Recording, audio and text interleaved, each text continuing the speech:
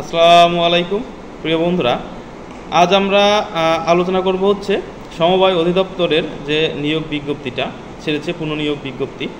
সেই বিজ্ঞপ্তিতে পরিদর্শক এবং সহকারী পরিদর্শক এই দুইটা পোস্ট সম্পর্কে জানব, বেতন কাঠামো সম্পর্কে জানব এবং পরীক্ষা প্রস্তুতি সম্পর্কে জানব। সমবায় অধিদপ্তর আপনার সমবায় পল্লী সমবায় মন্ত্রণালয়ের অধীনে একটা প্রতিষ্ঠান। এই সমবায় অধিদপ্তর হচ্ছে রাজস্ব বাজেটভুক্ত যে নিয়োগ বিজ্ঞপ্তিটা ছেড়েছে, সেইখানে পরিদর্শক এবং সহকারী পরিদর্শক পদে যারা পরীক্ষা দিবেন বা যাদের চাকরি হবে, এই চাকরিতে কিন্তু আপনি এককালীন টাকা পাবেন। এইখানে কিন্তু পেনশনের ব্যবস্থা নাই, অর্থাৎ সরকারি চাকরির আনুষঙ্গিক সকল ধরনের সুযোগ সুবিধা পাবেন। শুক্র শনি বন্ধ থাকবে, কিন্তু শুধুমাত্র পেনশন নাই। এই পরিদর্শক হচ্ছে আপনার 14তম গ্রেডের আপনার একটা সরকারি চাকরি, আর সহকারী পরিদর্শক হচ্ছে 12তম গ্রেডের একটা আপনার সরকারি চাকরি।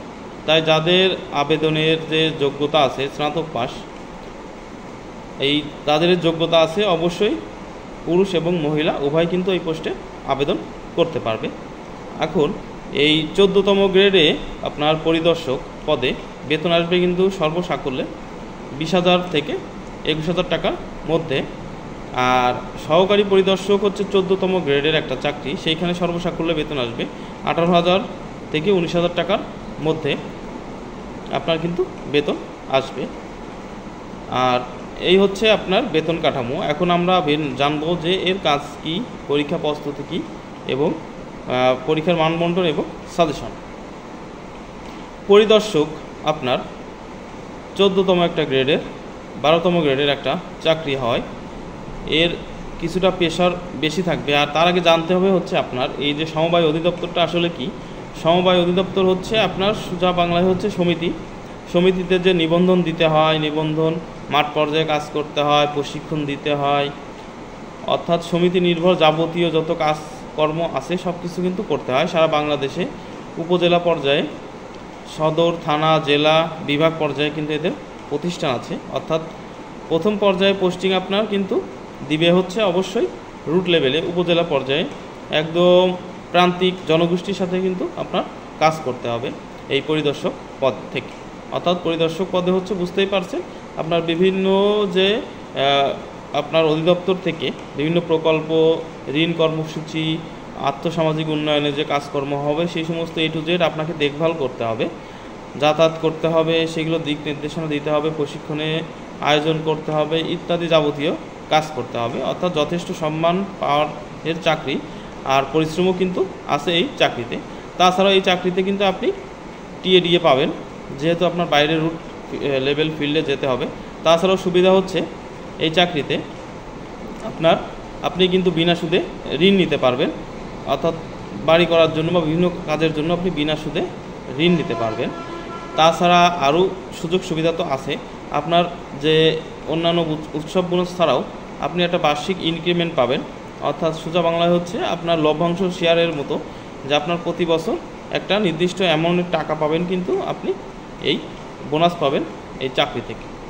অর্থাৎ আর্থসামাজিকভাবে আপনি ভালোই লাভবান হবেন এই চাকরি থেকে। আর সহকারী পরিদর্শকের কাজ হচ্ছে যে পরিদর্শকের অনুপস্থিতিতে, যে পরিদর্শক আসে নাই বা কিছু করে নাই, তখন তার কাজগুলো করা।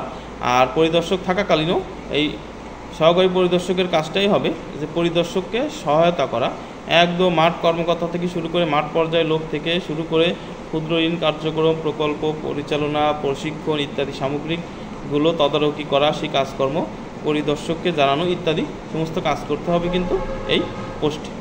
পরিদর্শক এবং সহকারী পরিদর্শক পদে অবশ্যই সাধারণত পদোন্নতি আছে। পোস্ট ফাঁকা থাকা সাপেক্ষে 5 বছর থেকে 7 বছরের মধ্যে পদোন্নতি হতে পারে। আর পোস্টিংয়ের ব্যাপার হচ্ছে আপনার প্রথম পর্যায়ে রুট লেভেলে, উপজেলা পর্যায়ে সাধারণত পোস্টিং দিতে পারে।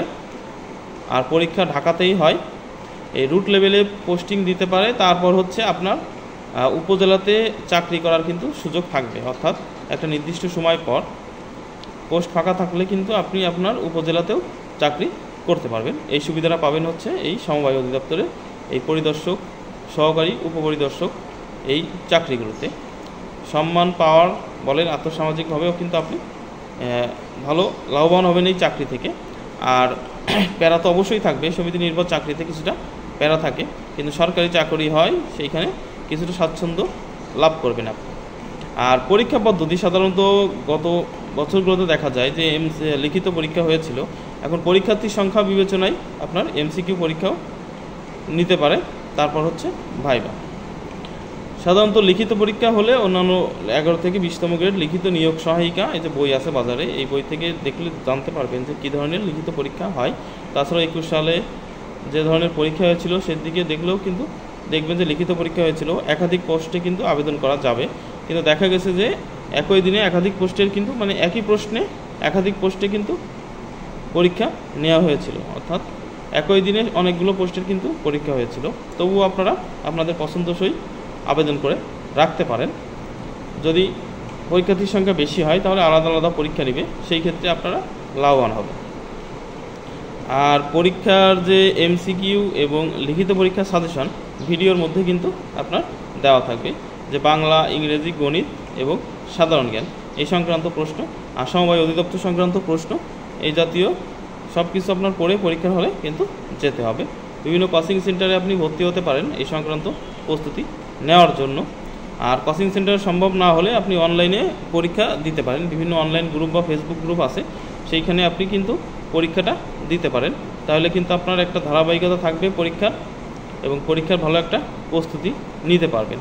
তাছাড়াও বাড়িতে বসে আপনি যে শুরু করবেন হচ্ছে বিসিএসের প্রস্তুতিটা আগে নেবেন, অর্থাৎ বিসিএসের যত প্রশ্ন আছে 10তম বিসিএস থেকে লাস্ট বিসিএস পর্যন্ত আপনি যদি A to Z শেষ করেন তাও প্রায় 30 থেকে 40 মার্ক কিন্তু কমন আসবে আপনার পরীক্ষায়।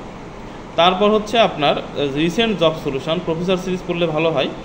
এই বইটা প্রতি 3-4 মাস পর পর নতুন বই বের হয়, আপনার সেই বইগুলো সংগ্রহ করতে পারেন, এবং লাস্ট যে 2023-24 সালে যতগুলো পরীক্ষা হয়েছে সেই পরীক্ষার প্রশ্নগুলো আপনাকে A to Z কিন্তু সমাধান করতে হবে, তাহলেও কিন্তু আপনি ওইখান থেকেও 20% কমন পাবেন। অর্থাৎ পরীক্ষাতে, অর্থাৎ যদি যে কোনো পরীক্ষায় 70% মার্ক পেলে আপনার চাকরি পাওয়ার সম্ভাবনা প্রবল হবে, অর্থাৎ আপনার চাকরি পাওয়ার নিশ্চয়তা অনেকখানি চলে আসবে। আপনার লিখিত পরীক্ষা অবশ্যই ভালো করতে হবে, ভালো মার্ক পেলে আপনার চাকরি অবশ্যই হবে। তারপর হচ্ছে আপনার যে রিসেন্ট জব সলিউশন তো পড়া শেষ করবেন, তারপর হচ্ছে কারেন্ট অ্যাফেয়ার্স যে বই আছে প্রতি মাসে বের হয়, সেই বইটা আপনার সংগ্রহ করতে হবে, এবং বইয়ের মধ্যে যে এমসিকিউ বা লিখিত বা শর্ট সাজেশন দেওয়া আছে সেইগুলো শুধু পড়বেন। সমস্ত কারেন্ট অ্যাফেয়ার্স পড়ার আসলে দরকার নাই।